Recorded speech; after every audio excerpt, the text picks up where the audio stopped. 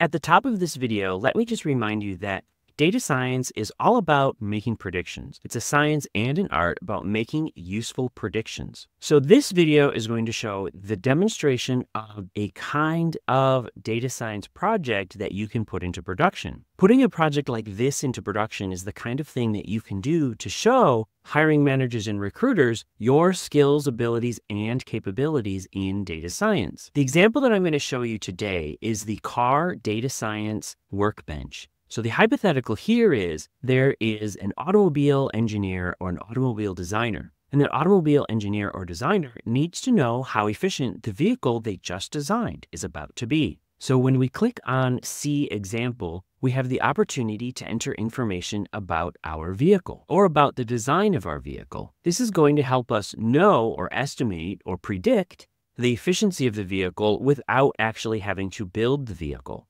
This is a very useful tool, in other words, to help in the design process. This is a classic example of how a prediction generated with data science can be useful in a real-world business context. This is an example of the kind of project that I teach my clients how to build in data science.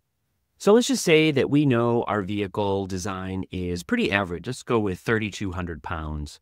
And then let's say that it accelerates from 0 to 60 miles at about an average rate, but maybe just a little bit more zippy. Let's go with 18 seconds. Let's say that its engine displacement is also pretty average. I'm going to go with just above the mean value for the training data on this. For vehicle horsepower, let's say that its vehicle horsepower is also on the average as well. And let's just say this was manufactured in Europe.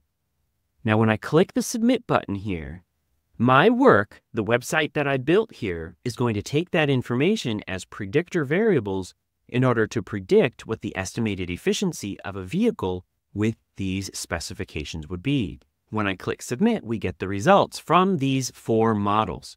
I built a model using k-nearest neighbors. I built a model using ordinary least squares.